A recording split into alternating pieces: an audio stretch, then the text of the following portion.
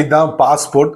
சொல்லி தெரிய வேண்டியதில்லை, எல்லார்ட்டையும் இருக்கும், தெரியும். ஸோ இதை வந்து ட்ரெடிஷ்னல் பாஸ்போர்ட் அப்படிமோ. ஸோ இந்த பாஸ்போர்ட் எத்தனை பேர்கிட்ட இருக்கு இருந்தா மட்டும் போதாது, இதுல டேட் ஆஃப் எக்ஸ்பைரின்னு ஒன்று இருக்கு, அதை கொஞ்சம் செக் பண்ணிக்கோங்க. முடிஞ்சிருச்சுன்னா உடனே பாஸ்போர்ட்டுக்கு, அதாவது புது பாஸ்போர்ட்டுக்கு அப்ளை பண்ணுங்க. அப்படி அப்ளை பண்ணும் போது உங்களுக்கு இந்த மாதிரி ட்ரெடிஷ்னல் பாஸ்போர்ட் கிடைக்காது. அதுக்கு பதிலா உங்களுக்கு இ பாஸ்போர்ட் கொடுக்க போறாங்க. அது எப்படி இருக்கும் அதை பத்தின டீட்டெயில் தான் நான் உங்களுக்கு இந்த வீடியோல பதிவு பண்ண போறேன். அதுக்கு வீடியோக்கு லைக் கொடுத்துக்கோங்க, தொடர்ச்சியா நம்முடைய சேனலை சப்போர்ட் பண்ணுங்க. வீடியோவை எந்த போதே நீங்க ஸ்கிப் பண்ணாதீங்க. ஸ்கிப் பண்ணீங்கன்னா உங்களால மற்றவங்களுக்கு ஷேர் பண்ண முடியாது. இப்ப அதை பத்தி டீட்டெயிலா தெரிஞ்சுக்கலாம் வாங்க.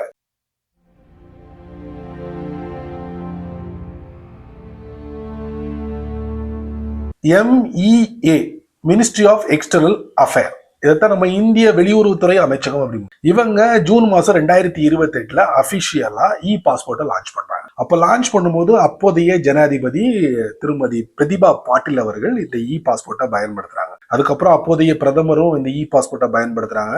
ஹை ப்ரொஃபைல் டிப்ளமேட்ஸ் அவங்களும் டிப்ளமேட்டிக் பாஸ்போர்ட்டுக்கு இந்த இ பாஸ்போர்ட்டை பயன்படுத்துறாங்க. அதுக்கப்புறம் பாத்தீங்கன்னா இதை கொஞ்சம் விரிவுபடுத்துறாங்க. 2024 சோதனை ஓட்டமா 2 சிட்டியை வந்து அவங்க தேர்ந்தெடுக்கிறாங்க. ஒன்னு புவனேஸ்வர், இன்னொன்னு நாக்பூர். அங்க சக்சஸ் ஆனதுக்கு அப்புறம் இந்தியா முழுக்க அதை விரிவுபடுத்துறாங்க. எப்பன்னா மே மாசம் 2025 அபிஷியல் அனௌன்ஸ் பண்றாங்க. இனி இ பாஸ்போர்ட் தான் உங்களுக்கு கிடைக்கும் அப்படின்னு சொல்லி அனௌன்ஸ் பண்றாங்க. ஸோ இந்தியாவில மட்டும் இல்ல, அக்டோபர் மாசம் 2025 இதை வந்து இந்தியாவை தாண்டி வெளிநாடுகள்லையும் விரிவுபடுத்துறாங்க. இதுதான் மேட்ரு.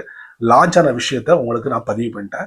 அடுத்தது இ பாஸ்போர்ட்டை பத்தி ஒரு சில விஷயங்களை நான் பதிவு பண்றேன். மக்களே, இதுதான் ட்ரெடிஷ்னல் பாஸ்போர்ட். இந்த பாஸ்போர்ட்ல நம்முடைய போட்டோ, பேரு, நேமு, ஊரு எல்லாமே இதுல இருக்கு. இந்த பாஸ்போர்ட் யார் கையிலயாவது கிடைச்சதுன்னா ஃபோர்ஜரி பண்றதுக்கு வாய்ப்புகள் இருக்கு. ஸோ இதை தெரிஞ்சுக்கிட்ட நம்முடைய அரசாங்கம் ஒரு படி மேல போயிருக்காங்க. அதான் இ பாஸ்போர்ட். இந்த இ பாஸ்போர்ட்டை நம்ம எப்படி கண்டுபிடிக்கிறது? சிம்பிள் மேட்ருங்க, ஒன்றும் இல்லை. இந்த கீழே வந்து ஒரு என்ன சொல்லுவாங்க, ஒரு கேமரா ஐகான் மாதிரி நமக்கு கொடுத்துருப்பாங்க. அதை நீங்க பாத்தீங்கன்னா அந்த பாஸ்போர்ட் கன்ஃபார்ம் இ பாஸ்போர்ட்.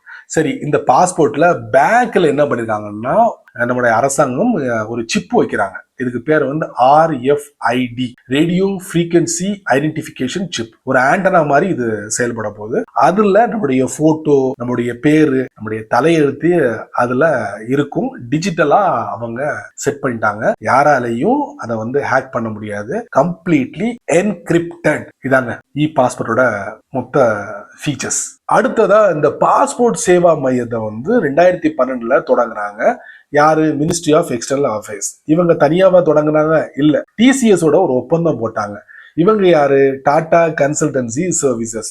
இவங்க 2 பேரும் சேர்ந்துதான் இந்த பாஸ்போர்ட் சேவா மையத்தை ஸ்மூத்தா ரன் பண்றாங்க.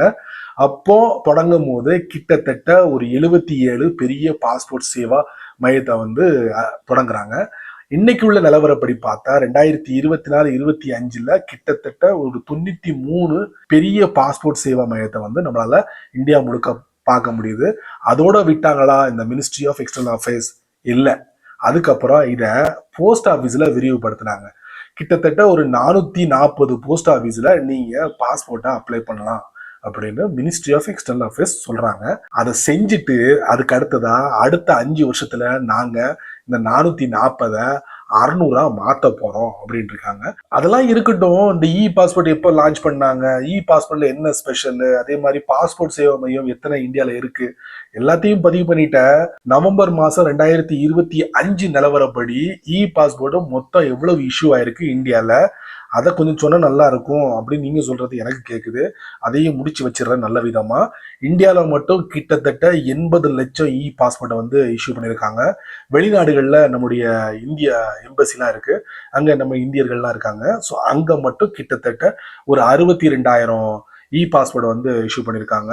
அதே மாதிரி மே 2025 முதல் இ பாஸ்போர்ட் தான் நாங்க இஷ்யூ பண்ணுவோம் அப்படிங்கிற ஒரு அறிக்கையும் மினிஸ்ட்ரி ஆஃப் எக்ஸ்டர்னல் அஃபேர்ஸ் வந்து வெளியிட்டு இருக்காங்க.